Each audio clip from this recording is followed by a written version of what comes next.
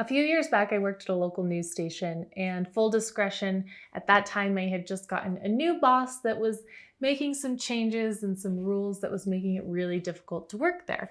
So my coworker and I, in order to get through the day, we decided to start having a 5 p.m. dance party.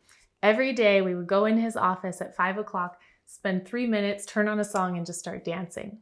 Now, the fun part was it started with just the two of us, and then another person showed up, and then the next day we had 10 people. And this office, by the way, was teeny tiny. It was basically like a hole in the wall with all it had was his editing computer, and you really couldn't fit much else in there. And this 5 o'clock dance party, it just kept growing and growing and growing until we had a 5 p.m. dance party, but the 5 a.m. crew, they had their own dance party. And it was a really, really cool experience. We started posting it on social, and we did inevitably get in trouble.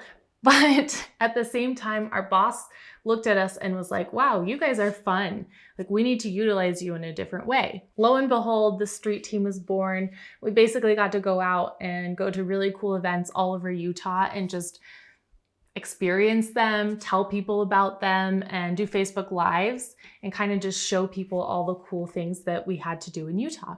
I didn't really have any on-camera experience before that. I was an editor, I was a producer. I felt comfortable on camera, but it wasn't something that I was necessarily pursuing. So the really cool thing for me is in my journey of where I am now is that it was authentic. They basically gave me one rule, and that was just to be you. You know, when I went up to my boss and I was like, hey, I don't know, like, what you want from me. Like, how do you want me to do this? Give me some idea. And he literally said, just be you. I think that's pretty rare, especially in the news industry. So I feel really, really lucky that from the start of my time on camera, I very much just got to be who I was.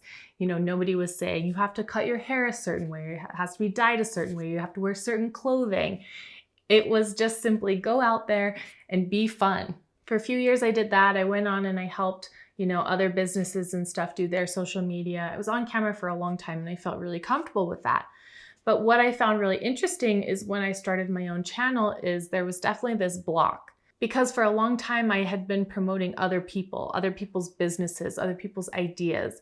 Although I was allowed to be 100% me, I wasn't really putting myself out there, right? I was just going out and being fun, but I was like, hey, you should buy this car. Look how cool this car is. It wasn't like, hey, this is me and this is my idea and this is who I am and I have this knowledge and I want to share it with you. So it was kind of this weird thing when I started my own YouTube channel of where I had to really figure out, okay, I get to be me, but how much of me do I really want to show?